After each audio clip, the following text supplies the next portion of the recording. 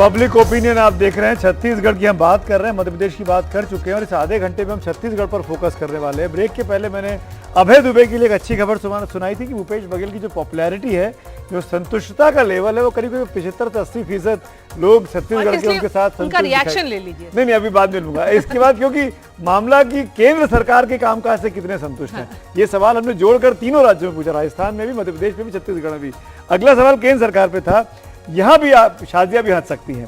पूरी तरह संतुष्ट 42%, कुछ हद तक संतुष्ट 38%। इस आंकड़े को जोड़ ले तो 80% नरेंद्र मोदी और केंद्र सरकार की कामकाज से छत्तीसगढ़ के लोग इस सर्वे में संतुष्ट दिखाई देते हैं। अगला सवाल जो था वो इशू बेस्ड आ गया कि स्थिति सुधरी है या बिगड़ी है राज्य में सड़कों की। 56% लोग कह रहे हैं कि राज्य की सड़कों की स्थिति सुधरी है, 27% कहते हैं बिगड़ी है। अगर बिजली की बात की जाए तो बिजली में 64% लोग कहते हैं स्थिति सुधरी है, 17% लोग कहते हैं स्थिति बिगड़ी है। यानी ज्यादातर लोग भूपेश बघेल की सरकार से संतुष्ट दिख रहे हैं। पानी की बात की जाए 53% लोग कहते हैं कि स्थिति सुधरी है, 26% कहते हैं कि स्थिति बिगड़ी है। और अगर सरकारी अस्पतालों की बात की जाए तो सरकारी अस्पतालों में भी स्थिति सुधरी कहने वाले 56% लोग हैं, बिगड़ी कहने वाले 22% लोग हैं।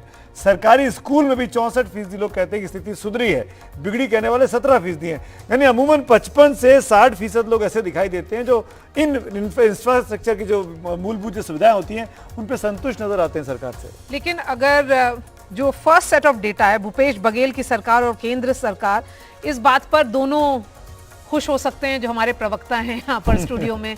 अभय दुबे जी, पहले आपसे रिएक्शन लेंगे।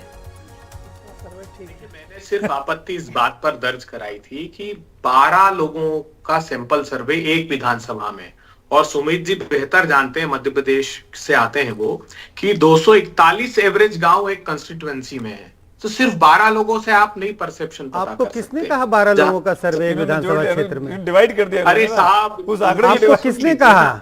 29,000 आपने कहा, 2900 डिवाइड कर दिया कॉन्स्टिट्यूएंसी में। आपने एवरेज जो आपने 2900 कहा, उसी पर संजय जी मैं बता रहा हूँ। हम तो छत्तीसगढ़ का प्रश्न है, हम तो सिर्फ 30 विधानसभा क्षेत्र में गए थे। अरे साहब, मैं एवरेज बता रहा हूं आपको कि आपने जो सर्वे किया है उसकी असलियत क्या है। अब 20 से तो आप पूरा परसेप्शन। अरे अभय जी, आंकड़ों को कितना तोड़ेंगे मरोड़ेंगे, जलेबी बना दी आपने आंकड़ों की। अभय जी, आपने आंकड़ों की जलेबी बना दी, सच में ऐसे तोड़ा मरोड़ा। सारे के सारे रिस्पोंडेंट्स जो सैंपल के सर्वे के, आपने कॉन्स्टिट्यूएंसी से उनको डिवाइड किया, जबकि कभी महीने की तनख्वाह को आप ये बताते हैं कि रोज की तनख्वाह मेरी इतनी है। सुनिए, जब किसी को महीने का 30,000 तनख्वाह मिलता है, वो आदमी ये कहता है कि मुझे 1,000 रुपया तनख्वाह मिला एक दिन का। ऐसे तोड़ के देखते हैं। थोड़ी समझ तो रखनी चाहिए कि सैंपल कैसे करते हैं। संजय जी, इनफैक्ट नहीं, आप आपत्ति जताइए, लेकिन जताने के लिए कुछ लोग हैं। आपत्ति जताइए, लेकिन जताने के लिए कुछ खुद भी पढ़ लीजिए। अरे आप सुनिए ना संजय, अभय जी, मैं सुन रहा हूं, बहुत देर से सुन रहा हूं आपको। अभय जी सुनिए, वैसे ही छत्तीसगढ़ का सैंपल साइज 2541 का है और 25 विधानसभा क्षेत्रों का है, और उसमें 60-65% लोग कह रहे हैं भूपेश बघेल की बिजली अच्छी हो गई, पानी अच्छा हो गया, सड़क अच्छा हो गया। तो क्या ये गलत मान लिया जाए आपके फॉर्मूले से? नहीं, वो मुझे कहना चाहिए अभय जी कि औसतन कितने लोग हुए? 10 हुए फिर विधानसभा के हिसाब से। फिर तो आपने 12 का निकाल लिया, जबकि सारे विधानसभा शामिल भी नहीं है। यहाँ पे मैं 10 का निकाल लूं और कह दूं बिल्कुल फर्जी है, तो ये गलत होगा। केंद्र सरकार का कह रहे हैं, ऑर्गेनाइजर आप ही के लॉजिक को यूज कर रही हूं मैं कि अब मोदी जी का दुखड़ा मुखड़ा चलेगा नहीं। ऑर्गेनाइजर ने अपने लेख में लिखा कि कर्नाटक में जो किया है, अब ऑर्गेनाइजर को आप कोट करने लगे। सुनिए ना, आपको क्या हो गया? आप ऑर्गेनाइजर के सबसे बड़े दुश्मन, अब उसको कोट कर रहे हैं। अब वो सर्वे जो आपको इसमें ज्यादा दे रहा है, क्या आप बहुत कंफ्यूज हैं अभय जी? ये अध्ययन करके आते हैं ये लोग और इनक्रोच करते हैं बस। आपके गले में राजनीति है। अभय जी, आपने मेरे सवाल का जवाब नहीं दिया। आपने मेरे सवाल का जवाब नहीं दिया। मेरा सवाल है, भूपेश बघेल की सरकार से लगभग 79% लोग संतुष्ट हैं, कुछ हद तक संतुष्ट और संतुष्ट मिलाकर। तो क्यों संतुष्ट हैं लोग?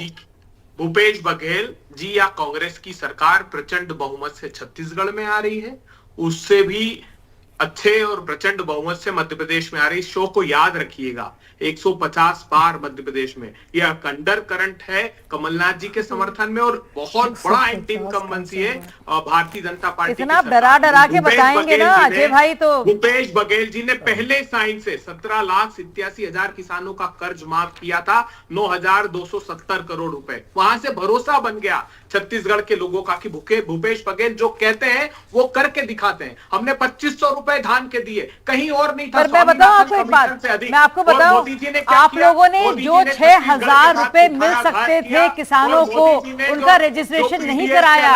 जो तेंदू पत्ती पिकअप करने वाली महिलाएं थी, उनका रजिस्ट्रेशन नहीं कराया और उनको वंचित रखा। सिर्फ इस दुश्मनी और रंजिश में कि ये केंद्र सरकार की योजना है, ये भी असलियत है। लेकिन तब भी मैं नहीं कहूंगी कि ये फर्जी, ये सर्वे किसी तरह से फर्जी है या ओपिनियन पोल गलत है। मैं आपको सिर्फ तथ्यों के आधार पर अपनी बात को रखूंगी और अपने गणित में सियासत नहीं लाऊंगी, गणित को गणित ही रहने दूंगी। करने के लिए बिठाया गया है इनको। भाजपा के प्रवक्ताओं के साथ यही परेशानी है। मैं कह रहा हूं, लेट्स नॉट गो पर्सनल। अभय जी मेरी बात तो मानेंगे ना आप। लेट्स टॉपिक, क्योंकि समय कम है, जनता देख रही है, हम सबको आंखती भी है वो हम लोगों को। आप तो चुनावी सामने रहते हैं, आपके सामने तो ऐसे लोग मिलते भी होंगे। Let's stick to the topic, point wise point आंकड़े आपके सामने रखे हैं। किसी आंकड़े पे जो बारिया ने आपने सवाल पूछा उसका जवाब देना चाहेंगे कि 80% क्यों लगभग 80% क्यों लोकप्रिय बने हुए मुख्यमंत्री? नहीं, काम किया है। भूपेश बघेल जी का काम बोल रहा है, भरोसा बोल रहा है वहां छत्तीसगढ़ में। मैंने कहा आपको सिलसिलेवार गिन लीजिए, वहां पर जितने सोशल इंडिकेटर्स देख लीजिए, इकोनॉमिक इंडिकेटर्स देख लीजिए, हेल्थ के इंडिकेटर्स देख लीजिए, इंप्रूव किए। 15 साल में रमन सिंह जी ने जो बर्बाद कर दिया था स्टेट को, वो उबार दिया। और यही हाल मध्य प्रदेश में कमलनाथ जी के 15 महीने की सरकार में दिखा। तो मैंने बताया भूपेश बघेल जी ने के काम का प्रतिसाद उनको मिल रहा है। अब ये जो सर्वे की बात है, बहुत काम को बढ़ाया है, सट्टेबाजी को बहुत बढ़ाया है, सब साथ साथ उसमें भी आएंगे, वो भी आंकड़ा है भी, वो भ्रष्टाचार वाले मुद्दों पे आएंगे, चिंता मत करिए। आपको महादेव बोलने का मौका मिलेगा, महादेव को याद कर पाएंगे। हर हर महादेव। लेकिन अमिताभ, ये जो इंफ्रास्ट्रक्चर की चीजें, जो मूलभूत सुविधाएं हैं, जैसे बिजली, पानी, सड़क, अस्पताल, स्कूल, इन तमाम मुद्दों पर 5 साल की रूलिंग के बाद भी भूपेश बघेल की लोकप्रियता बनी हुई दिखाई देती है। और दूसरी बात यह कि क्या, मैं सवाल जो पूछना चाह रहा हूं, क्योंकि मैं पॉलिटिकल मेहमानों के पास नहीं पूछना चाहता हूं, उनके बायस आ जाते हैं। रमन सिंह को लेकर बीजेपी का जो इग्नोरेंस रहा बीते 5 सालों में, या किसी और लीडर को लेकर बीजेपी ने उस राज्य में प्रोजेक्ट नहीं किया कि हमारा बड़ा चेहरा है, हम भूपेश बघेल के सामने इसको प्रोजेक्ट करेंगे, क्या वो एक गैप दिखाई देता है आपको इस अंतर में? जी, रमन सिंह के बाद बीजेपी कोई बड़ा लीडर वहां पे एस्टैब्लिश नहीं कर पाई है। हालांकि रमन सिंह की पॉपुलैरिटी रेटिंग 2018 में काफी कम हो गई थी, लगभग 28% ही रह गई थी। इसलिए उसके बाद एक नई लीडर की तलाश। वो भी रेटिंग्स है, कौन ज्यादा पॉपुलर रहे हैं और हो सकते हैं मुख्यमंत्री के चेहरे। रमन सिंह और भूपेश बघेल का कंपैरिजन भी है, वो हम दिखाएंगे आगे। तो अगर आप एक चीज इंटरेस्टिंग देखें कि राजस्थान में परसेप्शन है कि कांग्रेस पीछे है और छत्तीसगढ़ में कांग्रेस आगे है, ये एक नॉर्मल परसेप्शन है। लेकिन राजस्थान में सेटिस्फैक्शन रेटिंग ज्यादा है और छत्तीसगढ़ में कम है, ये एक परसेप्शन की बात है, ठीक है। और मध्य प्रदेश के कंपैरिजन में भी छत्तीसगढ़ में जो है वो सेटिस्फैक्शन रेटिंग ज्यादा है। अभय दुबे जी ने सही बात कही है कि 80% लोग जो छत्तीसगढ़ में हैं वो फार्मिंग पे डिपेंडेंट है, किसानी पे डिपेंडेंट है। और किसानों को लेके जो पॉलिसीज है, फ्री बिजली, फार्म लोन वेवर और बोनस, उसका जो है बहुत बड़ा जो फायदा है वो बघेल सरकार को यहाँ पर मिलता हुआ दिख रहा है। और ऑपोजिशन जो है वहां पे कोई लीडर जो है वो एस्टैब्लिश नहीं हो पाया। ऑल राइट, सो अब हम आगे चढ़ते हैं और देखते हैं आदिवासियों के बीच में क्या है लार्जली एक व्यू। स्थिति सुधरी या बिगड़ी, ये सवाल जब पूछा गया तो आदिवासी जो कैटेगरी है उसमें ये बोला गया कि सुधरी है 45%, बिगड़ी 21%।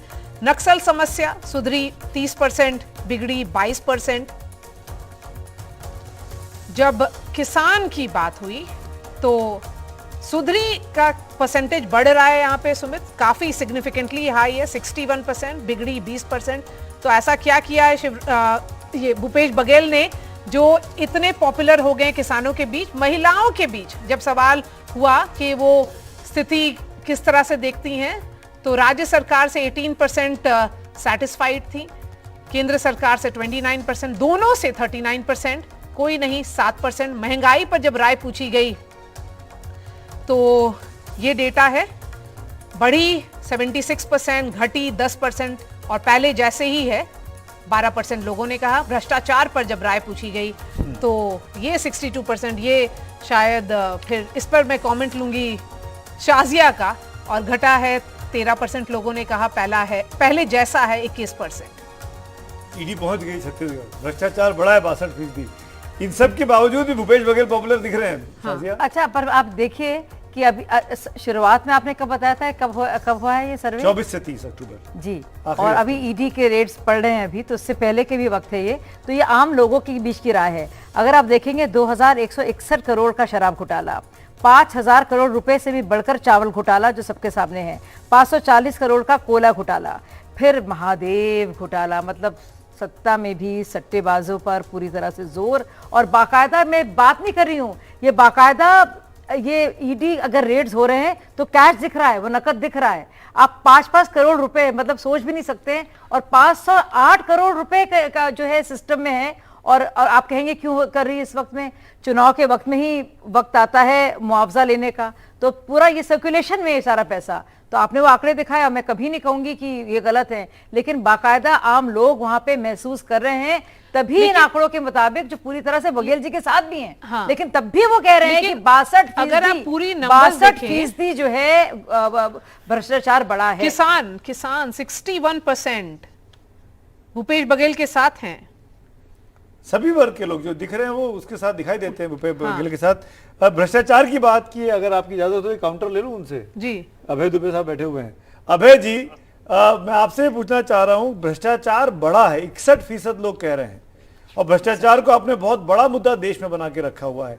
आपके मुख्यमंत्री पर सीधे तौर पर इल्जाम लगा है 508 करोड़ का, जो बात शाजिया ने अभी दोहराई, जो हम आज प्रधानमंत्री की रैली में भी सुन चुके हैं।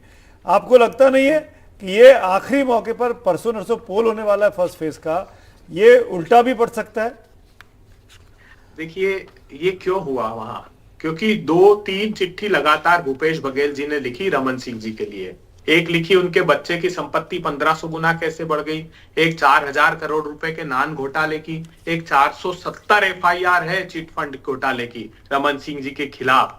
तो भूपेश बघेल जी ने लिखी चिट्ठी, और ये आज की बात नहीं है, कम से कम पिछले 4-6 महीने में उन्होंने 2-3 बार चिट्ठी लिखी कि आप एक्शन लीजिए, जब मुकदमे दर्ज हैं तो आप एक्शन क्यों नहीं ले रहे हैं। तो उसकी प्रतिक्रिया स्वरूप अब ये मान लीजिए कि जिस जिस शासन के खिलाफ मोदी जी ईडी का इस्तेमाल करते हैं, वहां भारतीय जनता पार्टी हार की कगार पर खड़ी है। ये लोगों ने सिम्टम्स समझ लिए। जो राजस्थान में हुआ, भारतीय जनता पार्टी के नेताओं ने ये खबर समाचार पत्रों में छपी कि उन्होंने नाराजगी व्यक्त की कि साहब ये निराशा प्रदर्शित होती है हमारी। सबसे ज्यादा नाराजगी राजस्थान में तो सचिन पायलट ने देखिए, अब जो अब 2-3 साल पहले की बात है, जहां तक महादेव ऐप पर बैटिंग की बात है, वो तो बहुत लंबा मामला चल रहा है। जहां तक कोयला घोटाला की बात है, चावल घोटाला की, वो 3 साल पुराना मामला है, उससे चुनाव का क्या लेना देना? कर रहे हैं हर्ष गोयनका जी, और वो लिख रहे हैं प्रधानमंत्री जी को टैग करके कि एनसीएलटी का जो स्कैम चल रहा है, प्रधानमंत्री जी रोकिए, एक्सचेकर की मनी 8-8 हजार करोड़ रुपए की कंपनी 300-300 करोड़ रुपए में सेटल कर रहे हैं, 5,38,000 करोड़ रुपए का घोटाला। हम तो बस सेवा चालू कर दें। जो लोग आपको जिताना भी चाह रहे हैं वो भी मान रहे हैं भ्रष्टाचार इतना बड़ा है। बघेल सरकार का नाम पूरी तरह से भ्रष्टाचार से जुड़ा हुआ है, पर्यायवाची है, हमारे नीरव भाई पर्यायवाची है। 35,000। अभय जी, शाजिया जी, मैं माफी चाहता हूँ, छत्तीसगढ़ पे लौटा के लाता हूँ नीरव वीरम मोदी से वापस पलट के।